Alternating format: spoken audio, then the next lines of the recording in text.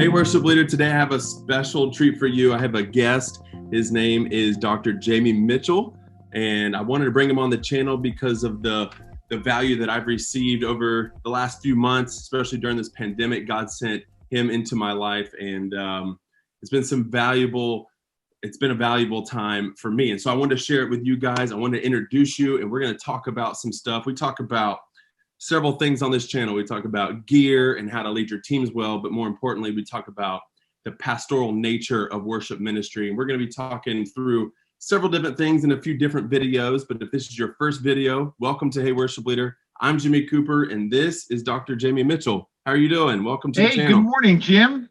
Good to be with you. Good to be with these worship leaders. I love worship leaders. Me too. I am one. Well, and you're my worship leader, and I love you. Yeah, that's awesome. I'm so thankful God sent you. How long have you been at the church now? Over a year? Around a year? Over a year now. Yep. Awesome. Well, I know we didn't want to take too much time in this video because we could talk about a lot of things, but I want to talk about what was most valuable for me, and that is specifically the cohort that we did together, me and Jamie here and some other guys, and it was called Living Your Legacy. So can you tell us what that is? Well, a number of years ago, I stumbled upon a book, I have it right here, called Life to the Nth, and began in my own personal journey to kind of understand the whole issue of legacy. And sometimes we think of legacy and it's a prideful thought, you want to leave some monument to yourself. But the fact of the matter is, Ephesians 2:10 makes it abundantly clear when Paul speaks to the people of Ephesus that, number one, we're God's workmanship. And the idea there is we are God's tapestry that he is woven together, that he has been working on us since all of eternity, and that he has a specific work for us to do.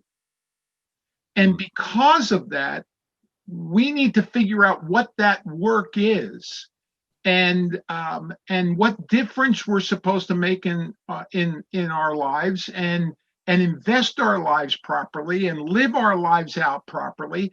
And part of that is getting an understanding of who we are and the trajectory God has put us on, and then start to envision and prayerfully plan and look for the future and saying, if God gives me 70 years, if God gives me 80 years, whatever time God has me while I'm here, and it may be shorter. You may think you're going to live to 70 and you live to 45.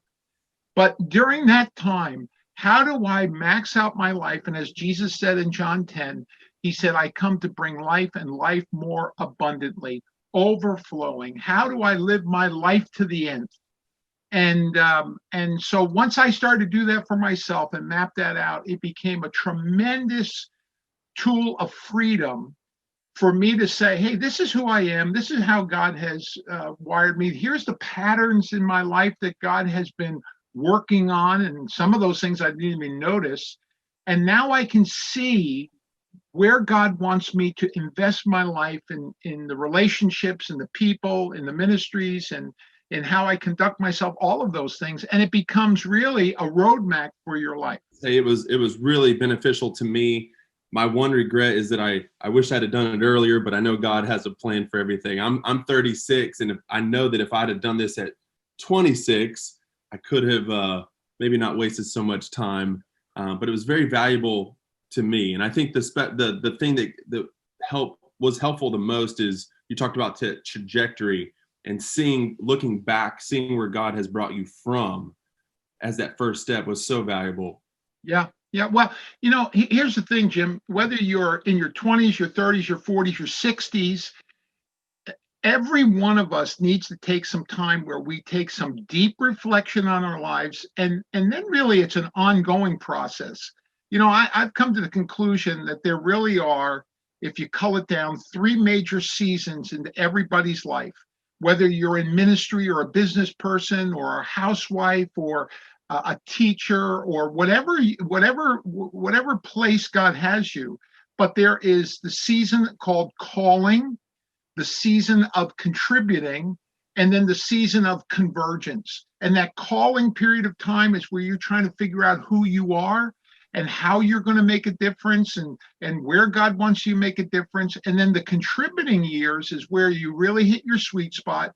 You're probably your most fruitful. You're pouring yourself in. You're building whatever God places in front of you. And then finally, that convergence where you stop the building per se, but God takes all of your experiences, all of your wisdom, all of your difficult struggles, and brings it to convergence, and where at that point your influence is your wisdom, and you get now to reach back and help others discover their legacy and them to make a difference. And so you're figuring out how you're going to make a difference, you make a difference, and then you help make difference makers. Yeah. And so we're in one of those seasons. But here's the thing: moving from calling to contributing, or contributing convergence, there are major transitions, painful transitions. And if you don't understand your overall legacy of what God wants to do in your life, you can get stuck. And so whether you're 35, that's great. You got a great step on it. You can start looking through the next 20, 30, 40 years. But understand something: as you get into your 50s and 60s, there's going to be transition times. But you got to know where that flag is that you're shooting for. What is that legacy? How has God created you, and the good work that he has for you? That's one of the things that going through this taught me. It taught me how to repeat this process, how to keep it going, because it is something that, like you said, is ongoing. You go to seminary to read a lot of books, but you don't learn every book. You don't read every book. They teach you how to be a learner, how to read. And same with this, learning to look at your legacy, see where you're going. Yeah, it was very valuable. And so we're talking to here on this channel to worship leaders. What advice would you give young, my age, older, anybody in between worship leaders as they are looking into the past, looking in the future? What would you say to them? Yeah. Well, not to be stereotypical about worship leaders, but just think about the general profile. And I was a pastor for 34 years. I've had great worship leaders, had great relationships with worship leaders, been able to help worship leaders over the years. But here's the thing I know about most worship leaders: they tend to be younger. They tend to be younger. They tend to be on the more creative side of things. They're not necessarily concrete in their thinking. They're much more artistic, and that's great. That's fine. But that then tends not to look at things in more of a methodical, planning way, but basically more, I don't want to say impulsive, but feeling through life, not so much being strategic in their thinking. And they're not thinking a lot about the end. They're thinking about right now. They're thinking about the present. They're thinking about the new song, the new worship set they want to do, the service they got this Sunday, the Christmas or Easter musical they're trying to put together. And so a lot of that is on the performance end, not on the preparation end. And I think personally that a worship leader, it really needs to think this thing through, because here's the thing with worship leaders: they do get older. Their voice will fail, and maybe they won't have their upfront present ministry as it is right now. And the question is, if they're not on the stage leading a worship service, are they done? Or does God have something else for them? Is God working? And this time in their season of being an upfront worship leader, is it just one element of God shaping their life and creating this person of legacy? And then the biggest thing is, as you get older, a worship leader should walk off the stage and say, hey, you know what my task should be is, how do I pour into the next generation of worship leaders? And so to do that effectively, you have to take some time yourself and begin to really dig in at what is my legacy, and learn the tools that living your legacy cohort will teach you. We may not come up with all of the answers, and you have this very crystal clear legacy, but we're going to give you all the tools that you need to be able to begin this process of surfacing what God wants you to do. And then as you walk through your life, constantly refining and zeroing in exactly what you believe God wants you to do in your life. Yeah, it's so good. And I can say, like, you hit the nail on the head when you said worship leaders. And I know I don't, generalizing, but it's definitely me focusing on the here and now, what's right in front of me. And I shared it in the cohort multiple times that this is one of the things that I knew I wanted to do it for this reason. I was even more glad that God made me do it, and that is to think outside of what is right in front of me. And it's so valuable. Man, I really appreciate this. I don't know how much time we got, but how can people connect with you if they're like, hey, I need this in my life? Yeah, well, you can give them my email address, which is Jamie, Jamie, at the letter E, the number 18solutions.org, E18solutions.org. That's my consulting ministry. And the E18 stands for Exodus 18.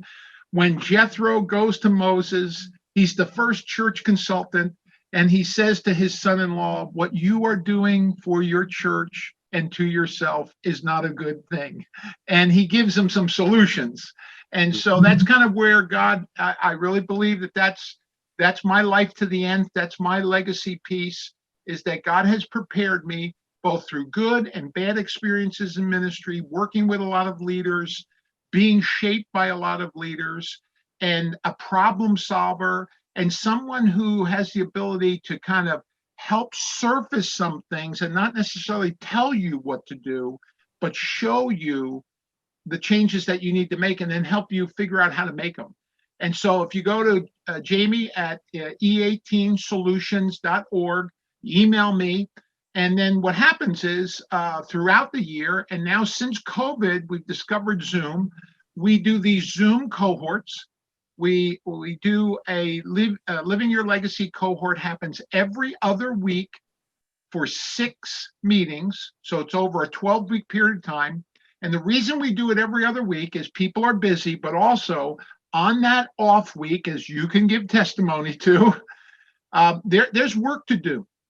The first week, we deal with your story. We help you write your autobiography. And then we start to surface, we see the patterns in your life from a child on, how God has been shaping your life. And then we do an assessment of abilities, and we help you write purpose statements. And then we start writing legacy statements of what you're starting to believe God for in your life. And then the last 2 weeks are strategy and habits. And that is having a methodical way to live your life in such a way that you just keep building upon your legacy. So the cool thing is we do it in a cohort. So like in your cohort, we had a pastor from New Mexico. We had 3 people from Florida, 2 people from Pennsylvania. We had 4 from Raleigh. It was a great group of people. We had businessmen. We had consultants. We had pastors. We had worship leaders. We were all over the spectrum. But what's interesting was that those stories and those lives linked together. And it was almost like by the end, we're rooting each other on for our legacy. And you can speak to that, Jim. Yeah. It was amazing. I mean, it wasn't just a bunch of worship leaders, and I was so appreciative of that. At first, I had wished more of our staff would have done it. And I think, we had originally wanted that to happen, but there was one other guy on there. But I was so appreciative to get to meet these men, hear their stories. And I think it just made me I was not the youngest, but one of the younger guys in that particular one. And God just used it to break me a couple times. I was like, man, these men are going through real things. It helped me think more pastorally as a worship leader, because I knew that these men are going through this. I would have never known. I would have never even known them.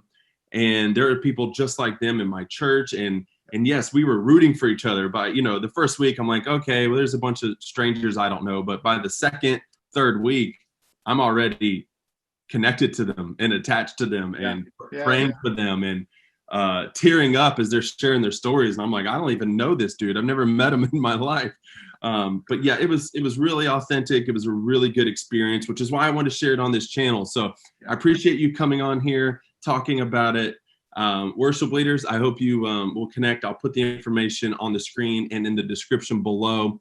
If you're new to the channel and you want to see more videos like this, please consider liking the video, sharing it with other people, and subscribing to the channel. There will be more videos. We're going to do some more videos. And so make sure you hit the notification bell so you don't miss out on anything like that.